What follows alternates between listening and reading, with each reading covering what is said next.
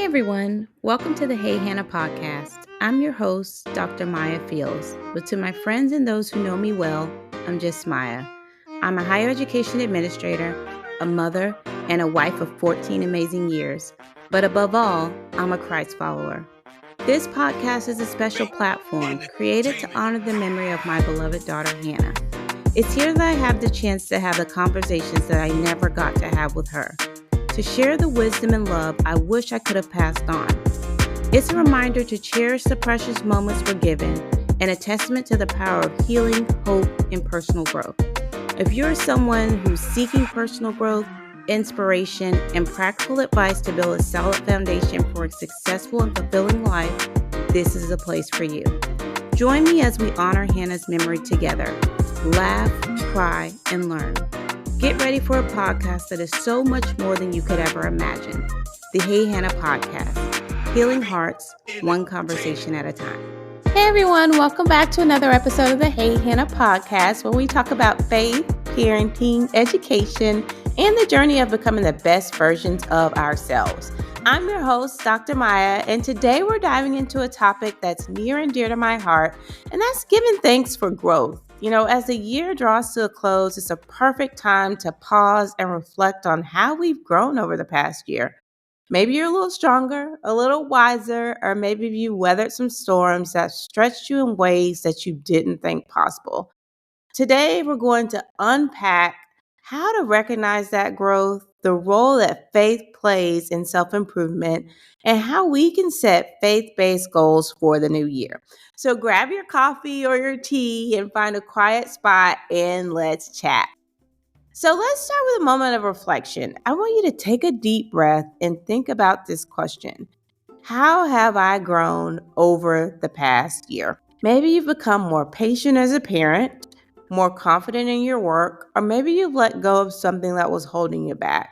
You know, growth doesn't always look like big, flashy wins. Sometimes it's in the small, quiet changes, like showing up consistently, forgiving someone, or trusting God just a little bit more each day. Just a little tip. Write down 3 ways that you've grown this year. If you're struggling, ask a trusted friend or a family member. Friends and family, people who see us often, they can see growth when sometimes we miss it ourselves. Even if your year felt messy or hard, remember this: God uses all things for our good. Romans 8:28 reminds us of this promise. So your challenges may have been the soil where God was planting seeds of growth, and they will eventually bear fruit in the future. You know, another thing just to reflect on is self-improvement. It's a journey that's so much deeper than checking off your to-do list or meeting your goals. It's about aligning ourselves with God's purpose for our lives, and as believers, our growth isn't just about becoming better versions of ourselves. It's about becoming more like Christ.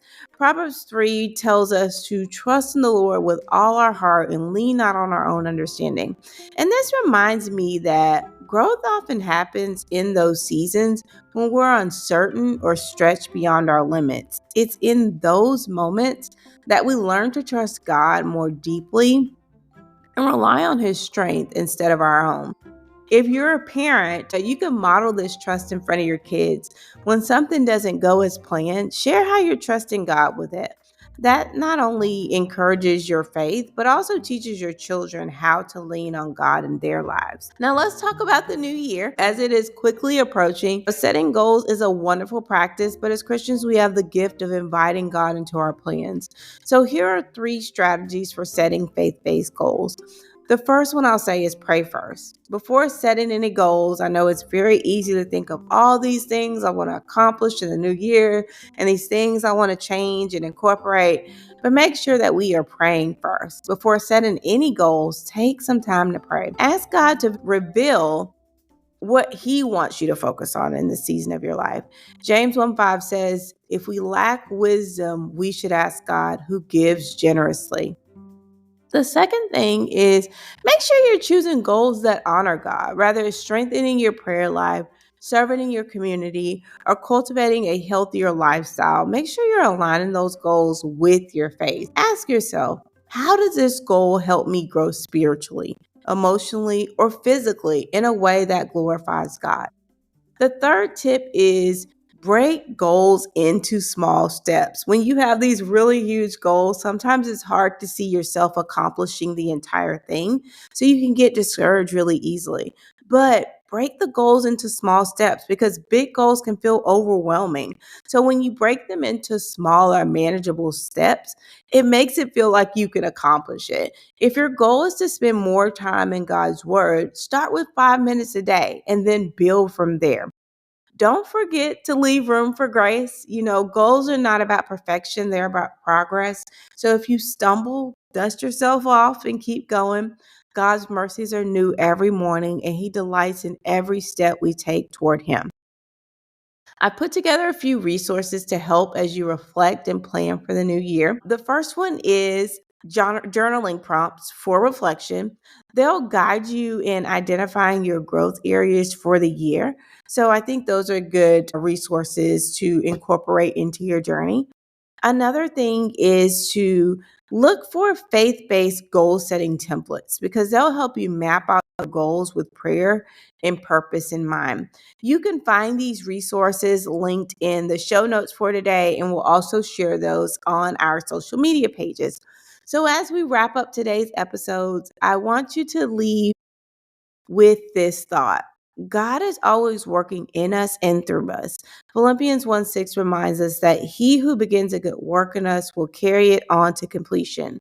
Wherever you are on your journey, give thanks for how far you've come and trust that God is leading you into even brighter futures. Thank you for spending this time with me today. I love to hear how you've grown this year and what faith-based goals you're setting in the new year. You can share with me on Instagram, Facebook, or by leaving a review on Apple Podcasts. Remember, you are loved, you are chosen, and you are called. Have a wonderful week. I'll see you back here soon. And until next time, everybody, take care. And that's it. I'm out of here.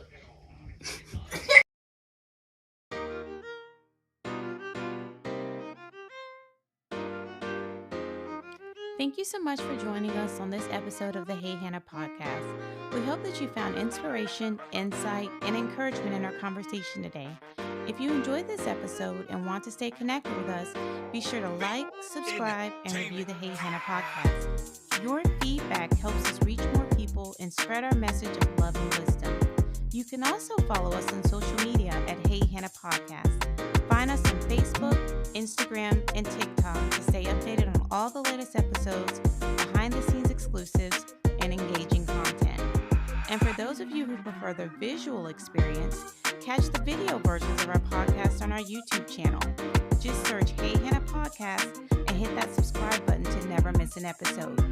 For even more Hey Hannah goodness, visit our website at www.heyhannahpodcast.com.